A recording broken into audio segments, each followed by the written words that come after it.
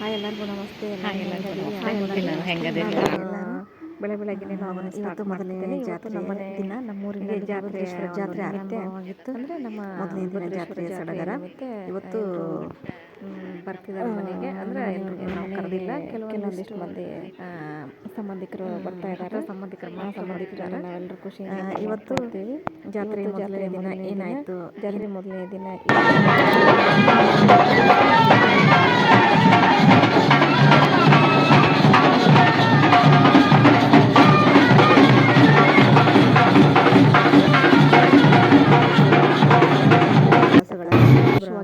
ಮೊದಲನೆಯ ಜಾತ್ರೆ ದಿನ ಏನು ಮನೆಯಿಂದ ಕಳಸಗಳನ್ನು ಮಹಿಳೆಯರು ಈ ಕಳಸಗಳನ್ನು ತರಬೇಕಾದ್ರೆ ವಾದ್ಯಗೋಷ್ಠಿ ಮೂಲಕ ಡೊಳ್ಳು ಮತ್ತು ಭಜನಾ ಮಂಡಳಿಗಳ ಮೂಲಕ ಬಹಳ ವಿಜೃಂಭಣೆಯಿಂದ ಆ ಒಂದು ಕಳಸಗಳನ್ನು ಬಹಳ ವಿಜೃಂಭಣೆಯಿಂದ ಕಡೆನೇ ನಡೀತಕ್ಕಂಥ ಒಂದು ಕಾರ್ಯಕ್ರಮ.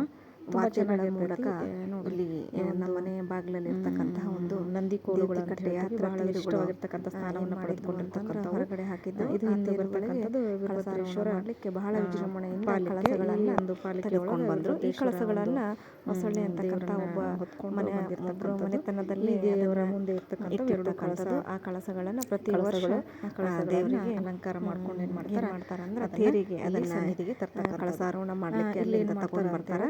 ಸೊ ಈ ರೀತಿಯಾಗಿ ವೀರಭದ್ರೇಶ್ವರ ದೇವರನ್ನ ತೆಗೆದುಕೊಂಡು ಪಾಲಕಿಯಿಂದ ತೆಗೆದುಕೊಂಡು ಮತ್ತು ಸಣ್ಣ ಕಳಸಗಳನ್ನು ತಂದು ಈ ಕಳಸಗಳನ್ನ ಏನ್ ಮಾಡ್ತಾರೆ, 5 ತೇರಿನ ಸುತ್ತನ್ನ ಹೊಡಿತಕ್ಕಂಥದ್ದನ್ನ ಹಾಕೋದ್ರ ಮೂಲಕ ಬಹಳ ಚಂದ ಅರ್ಪಣೆ ಕಾರ್ಯಕ್ರಮವನ್ನು ನೋಡ್ಲಿಕ್ಕೆ ಖುಷಿ ಆಗ್ತೈತಿ. ಕಣ್ಣಿಗೆ ಆಗ್ತೈತಿ, ಮನಸ್ಸಿಗೂ ಸಹಿತ ಮುದ ಕಳಸಗಳನ್ನು ಇಡಬೇಕಾದ್ರೆ ಬಹಳ ಚಂದ ಮಾಡ್ತಾರೆ. 5 ಸಾರಿ ಅಲಂಕಾರಗಳನ್ನು ಮಾಡಿದ ನಂತರ 2 ತೇರುಗಳು, ದೊಡ್ಡ ತೇರು ಮತ್ತು ಸಣ್ಣ ತೇರು ಅಂತ ಹೇಳ್ತೀವಿ. ಈ ಸಣ್ಣ ತೇರಿನ ಒಂದು ಹೂವಿನ ಸಮರ್ಪಣೆ ಹೂವಿನ ಅಂತ ಕರಿತೀವಿ. ಇದನ್ನ ಮಹಿಳೆಯರು ಏನ್ ಮಾಡ್ತಾರೆ, ಈ ರೀತಿ ಪ್ರದಕ್ಷಿಣೆ ಮಠಗಳ ತುಂಬಾ ಚೆನ್ನಾಗಿರ್ತದೆ.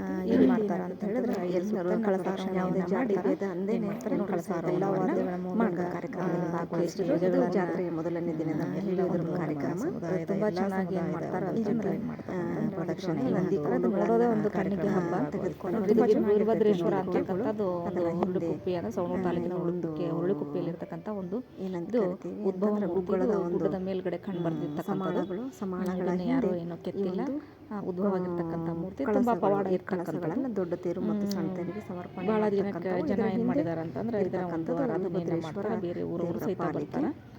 ನೋಡ್ರಿ ಈ ರೀತಿ ಏನ್ ಮಾಡಿದ್ರು ಅಂತಂದ್ರೆ 5 ಸುತ್ತುಗಳನ್ನು ಹಾಕಿದ್ರು. ಆ ಒಂದು ತೇರುಗಳ 5 ಸುತ್ತುಗಳನ್ನು ಹಾಕಿದ ನಂತರ ಏನ್ ಮಾಡ್ತಾರೆ ಅಂದ್ರೆ ತುಂಬಾ ಚೆನ್ನಾಗಿ ಮಾಡ್ತಾರೆ. ನೋಡ್ರಿ ಪುರಾತನ ಕಾಲದಿಂದ ಬಂದಿರತಕ್ಕಂಥ ಒಂದು ಸಂಸ್ಕೃತಿ ಊರಿನ ಮಹಿಳೆಯರು ಈ ರೀತಿ ಏನ್ ಮಾಡಿದ್ರು, ದೊಡ್ಡ ತೇರಿಗೆ ಕಳಸವನ್ನ ಎಲ್ಲ ಮಕ್ಕಳು ಏನ್ ಮಾಡಿದ್ರು ಇಲ್ಲಿ ಜಾತ್ರೆಗೆ ಬಂದಿರ್ತಾರೆ. ತುಂಬಾ ಖುಷಿ ಆಗ್ತದೆ ಇದೊಂದು ಒಳ್ಳೆ ಅವಕಾಶ ಅಂತ ಹೇಳಿ ಬಹಳ ಹುಷಾರಿಂದ ಏನ್ ಮಾಡ್ತಾರೆ. ಪ್ರತಿ ವರ್ಷನೂ ಸಹಿತ ನಮ್ಮ ಮನೆಯವರು ಈ ಒಂದು ಕಾರ್ಯಕ್ರಮದಲ್ಲಿ ಭಾಗವಹಿಸ್ತಾ ಇದ್ರು.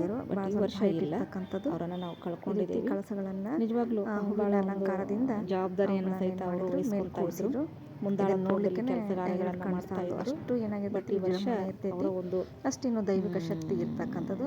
ವೀರಭದ್ರೇಶ್ವರ ದೇವರು ಸ್ಥಾನದಲ್ಲಿ ನಾನು ಸಹಿತ ಒಂದು ಒಳ್ಳೆ ರೋಮಾಂಚನವಾಗ್ತಕ್ಕಂಥದ್ದು ಇದ್ದೀನಿ. ಅದರಲ್ಲಿ ನೋಡ್ರಿ ಈ ರೀತಿ ಏನ್ ಮಾಡ್ತಾರೆ ಅಂದ್ರೆ ಕಾರ್ಯಕ್ರಮಗಳನ್ನ ಎಲ್ಲ ಒಂದು ತೇರಿಗೆ ನಂತರ ಏನ್ ಮಾಡಿದ್ರು, ಸಣ್ಣ ತೇರಿಗೆ ಬಂದ್ರು. ಸಣ್ಣ ತೇರಿಗನ್ನ ಪೂಜೆ ಮಾಡಿದ್ರು, ಜಾಗೃತಿಯಿಂದ ಮಾಡಿ ಅದನ್ನೇನ್ ಮಾಡ್ತಾರೆ, ಅದಕ್ಕೆ ಮಾಲೆಗಳನ್ನ ಏನ್ ಮಾಡಿದ್ರು ಅಂತ ಮಾಲೆಗಳಿಂದ ಅಲಂಕಾರಗಳನ್ನ ಮಾಡಿದ್ರು. ಅಲಂಕಾರ ಮಾಡಿ ಅದಕ್ಕೂ ಸಹಿತ ಕಳಸಾರೋಹಣ ಮಾಡಲಿಕ್ಕೆ ಸ್ಟಾರ್ಟ್ ಮಾಡಿದ್ರು. ನೋಡ್ರಿ ಇಲ್ಲಿ ಮಾಲೆಗಳನ್ನು ಅಲಂಕಾರ ಮಾಡ್ತಿದ್ದಾರೆ. ನೋಡಿ ಭಾಳ ಖುಷಿಯಿಂದ ಏನು ಮಾಡ್ತಾರೆ, ಎಲ್ಲರೂ ಪಾಲ್ಗೊಳ್ತಾರೆ. ಎಲ್ಲ ಮಕ್ಕಳು ಸಹಿತ ಯಾವುದೇ ಒಂದು ಇದು ಇರಂಗಿಲ್ಲ, ಸ್ವಾರ್ಥ ಇರೋದಿಲ್ಲ, ದೊಡ್ಡ ತೇರಿಗೆ ಸೇವೆಯನ್ನು ಮಾಡ್ತಕ್ಕಂಥದ್ದು. ಪ್ರತಿ ವರ್ಷನೂ ಸಹಿತ ಮನೆಯವರು ನೆಕ್ಸ್ಟ್ ಜವಾಬ್ದಾರಿ ಸಣ್ಣ ತೇರಿಗೆ ಏನು ಮಾಡಿದ್ರು, ಮಾಲಾರ್ಪಣೆಯನ್ನು ಮಾಡಿ ಅದು ಒಂದು ಬೇಜಾರು ಸಹಿತ ಏನು ಮಾಡಿದ್ರು, ಪೂಜಾ ಕೈಂಕರ್ಯವನ್ನು ಮಾಡ್ಲಿಕ್ಕೆ ಆಗೋದಿಲ್ಲ. ಈಗ ಸಣ್ಣ ತೇರು ಸಹಿತ ಮಾಡಲಿಕ್ಕೆ ಒಂದು ಕಳಸವನ್ನ ಅಲಂಕಾರ ಮಾಡಲಿಕ್ಕೆ ನೆರವೇರಿಸ್ತಾರೆ. ಪೂಜೆಗಳನ್ನು ಮಾಡಿ ಕೈಂಕರ್ಯವನ್ನು ಕೈಗೊಂಡು ಈ ಕಳಸವನ್ನ ಹಾಕಲಿಕ್ಕೆ ಮಾಡಿದ್ರು.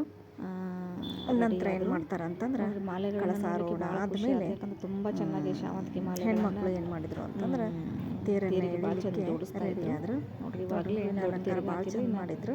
ಸಣ್ಣ ತೇರಿಗೆ ಈಗೇನು ಮಾಡಿದ್ರು, ಎಲ್ಲ ಹೆಣ್ಮಕ್ಳು ತೇರಿನ ಮುಂಭಾಗದಲ್ಲಿ ಜಮಾಯಿಸಿದ್ರು. ಅನ್ನ ಸಂತರ್ಪಣೆಯನ್ನು ಕೂಡ ಭಕ್ತಾದಿಗಳಿಗೆ ಭಾಳ ಚಂದ ಐತಿ. ಏನು ಮಾಡಿದ್ರು, ಹಮ್ಮಿಕೊಂಡಿದ್ರು ನೋಡ್ರಿ. ಎಲ್ಲ ಮಹಿಳೆಯರು ಏನು ಮಾಡಿದ್ರು, ಈ ಹೂವಿನ ತೇರನ್ನು ಎಳಿಲಿಕ್ಕೆ ಬಂದಿದ್ರು. ನನ್ನ ಮಗಳಂತರೂ ನೋಡ್ರಿ ಬಹಳ ಖುಷಿಯಿಂದ ಜೋಶಿಂದ ನಾನು ಸಹಿತ ಕಳಸಾರೋಹಣವನ್ನು ಮಾಡಿದ್ರು ಅಂತೇಳಿ ಹೊರಟಿದ್ಲು. ಬಟ್ ನಾನು ಅಂದ್ರೆ ಇವತ್ತಿನ ದಿನ ನಿನ್ನೆ ದಿನ ಏನಪ್ಪಾ ಅಂದ್ರೆ ಕಳಸಾರೋಹಣ ಮತ್ತು ಹೂವಿನ ತೇರನ್ನು ಎಳಿತಕ್ಕಂಥದ್ದು. ಇವೆರಡು ಕಾರ್ಯಕ್ರಮಗಳು ಮೊದಲನೇ ದಿನದಲ್ಲಿ ಜರುಗತಕ್ಕಂಥವು. ನೋಡಿ ತುಂಬ ಚೆನ್ನಾಗಿರತ್ತ ಕಾಣ್ತಾ ಇತ್ತು. ನೆಕ್ಸ್ಟ್ ಏನಾಯ್ತು ಅಂದ್ರೆ ಈ ಒಂದು ತೇರನ್ನು ಎಳಿಲಿಕ್ಕೆ ಸ್ಟಾರ್ಟ್ ಮಾಡಿದ್ರು. ನೋಡ್ರಿ ಮಹಿಳೆಯರೆಲ್ಲ ಸೇರಿ ಏನು ಮಾಡಿದ್ರು, ಆ ಹೂವಿನ ತೇರನ್ನು ವ್ರತದ ಪೂಜೆಯನ್ನ ಮಾಡಿ ರಥವನ್ನು ಎಳಿಲಿಕ್ಕೆ ಸ್ಟಾರ್ಟ್ ಮಾಡಿದ್ರು.